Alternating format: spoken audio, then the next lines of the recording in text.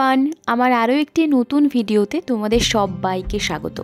জানো তো, আজকের ব্লগটা একদম অন্যরকমভাবে শুরু করার ইচ্ছে ছিল, কিন্তু সেটা আর হয়ে উঠল না। সবসময় সব কিছুটা প্ল্যান করে এক্সিকিউট করা হয় না, আমিও তার ব্যতিক্রম নই। যাই হোক, আজকের সকাল সকাল মা, বাবা, ভাই আর আমরা 4 জন মিলে বেরিয়ে পড়েছি, একটা জায়গাতে যাচ্ছি।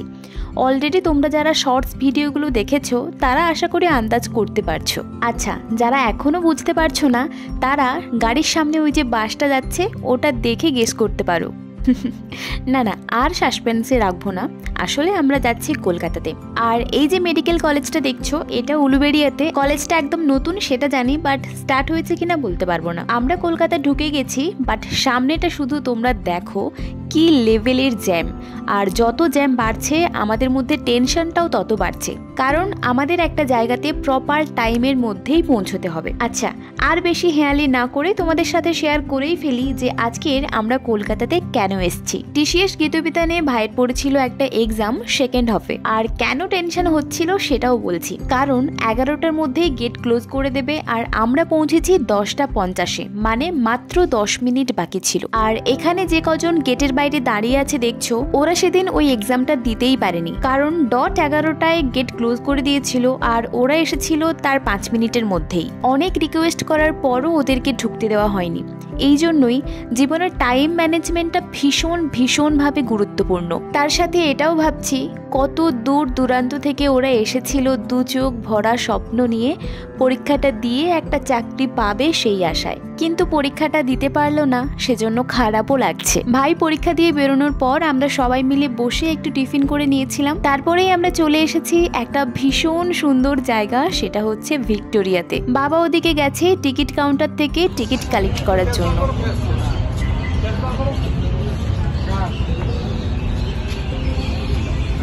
আচ্ছা, আগের একটা ভিডিওতে তো আমি বলেইছিলাম যে কলকাতাকে এক্সপ্লোর করার ইচ্ছে আমার বহু দিনের, কিন্তু সময় আর সুযোগের অভাবে সেটা ঠিক হয়ে ওঠেনি। কিন্তু আজকের একটা সুযোগ পেয়েছি। ভাইয়ের তো এক্সাম পড়েই ছিল, এক্সাম শেষের পর যতটুকু সময় পাবো, যেটুকু জায়গা পারবো একটু ঘুরে দেখব। গাড়িতে আসার সময়ই আমরা ভাবছিলাম যে আজকের এক্সাম শেষের পর আমরা সবার ফার্স্ট যাব ভিক্টোরিয়াতে। এখানে ভাই আমার ক্যামেরাটা একটু করে দিচ্ছিল, ওকে বলছিলাম ভাই তুই একটু আমার ড্রেসটা দেখা।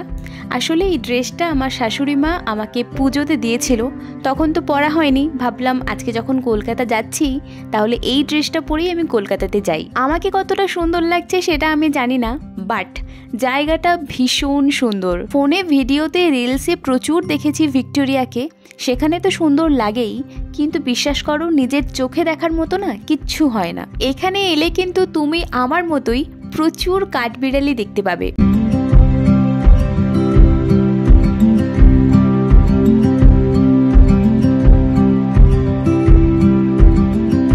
এই স্মৃতিসৌধটা দেখতে যতটা সুন্দর, আশেপাশের পরিবেশটাও ততটাই সুন্দর। ভেতরের মিউজিয়ামটা তো এখন বন্ধই আছে, 3টেতে খুলবে বোধহয়। চলো তার আগে এর আশপাশটা একটু ঘুরে দেখে নিই।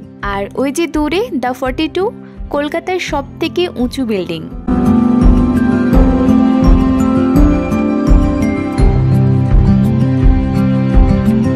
এর আশেপাশে বেশ কয়েকটা পুকুর রয়েছে, আর এখানে রয়েছে একটা ফোয়ারা।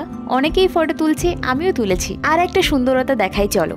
এই যে গাছটা দেখছো, এটা একটা কৃষ্ণচূড়া গাছ। বয়স বোধহয় অনেকই হয়েছে, বিশাল বড় গাছটা। আমি শুধু ভাবছি যখন গ্রীষ্মকালে এই কৃষ্ণচূড়া গাছটাতে ফুল ফোটে তখন ঠিক কতটা সুন্দর লাগতে পারে এই জায়গাটা। সবই ঠিক ছিল, কিন্তু এটা দেখার পর আমাদের আশা ভঙ্গ হয়ে যায়, কারণ আমরা জানতাম না যে সোমবার ভেতরের মিউজিয়ামটা বন্ধ থাকে। আসলে কি বলতো, কলকাতা তো আর সবসময় ভিজিট করা সম্ভব হয় না, আর যখনই ভিজিট করি তখনই নতুন নতুন কিছু জায়গা এক্সপ্লোর করার ইচ্ছে থেকেই থাকে। কিন্তু কি আর করা যাবে, এই জায়গাটা যেহেতু ভেতরটা দেখা হয়নি, তাই আবারও একবার আমাদের এখানে ভিজিট করতেই হবে। ভেতরের গোলাপ ফুলগুলো কি সুন্দর লাগছে। আসলে আমি অনেকটা দূর থেকে ভিডিওটা করছি তো, তাই ঠিকঠাক হয়তো ফোনে বোঝা যাচ্ছে না।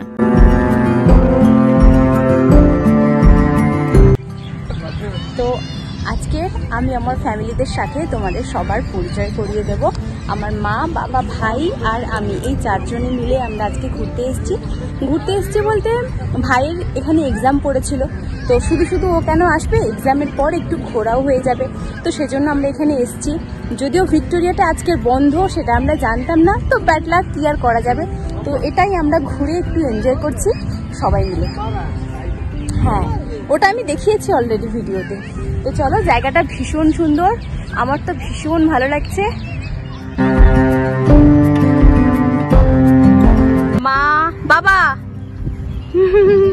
ভাই, ঠিক আছে।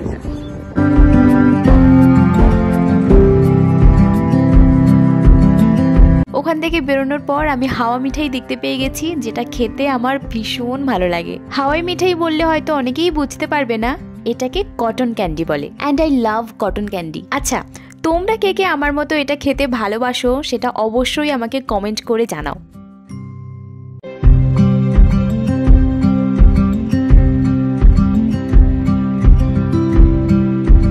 এখন আমরা চলে এসেছি আলিপুর চিড়িয়াখানাতে বাঘ দেখার জন্য, দ্য রয়্যাল বেঙ্গল টাইগার। না, শুধু বাঘ নয়, এখানে যে কটা পশু পাখি আছে সব কটাকেই দেখবো আজকের। প্রথমেই দেখা পেয়ে গেছি সাদা বকের, কি বিশাল সাইজ একটা বকের। আর এখানে একটা ঝোপে আমি কি সুন্দর একটা পাতাবাহার গাছের দেখা পেয়ে গেছি, না হাত দিয়ে আমি থাকতে পারলাম না। একদিকটা এরকম সবুজ কালার আর একদিকটা বেগুনি কালার, কি সুন্দর লাগছে না দেখতে। আমি এদিকে লেট করছি দেখে ভাই ডাকছে, চলো যাওয়া যাক।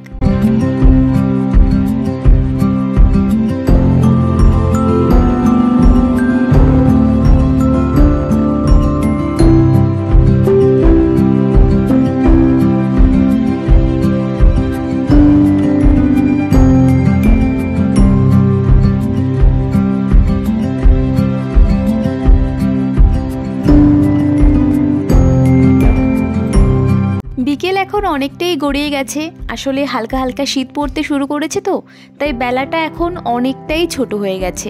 যাই হোক, চলো তোমাদের বাঘ দেখাই।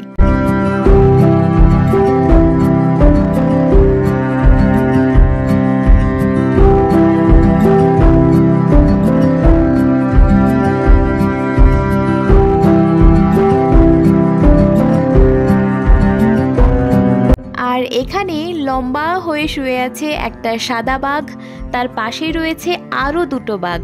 একটু গর্জন করলে ভালো হতো, তোমাদের শোনাতে পারতাম, নিজেও শুনতাম।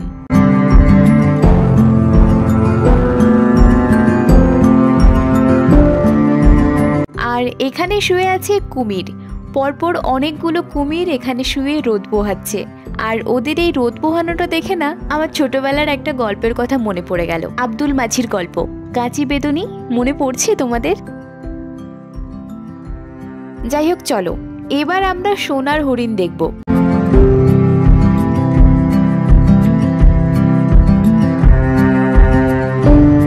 এখানে রয়েছে একটা জলহস্তি, তারপর রয়েছে জেব্রা। আসলে এখানে প্রচুর পশু পাখি রয়েছে, কিন্তু সবটা তো আর ব্লগে তুলে ধরা সম্ভব হয় না।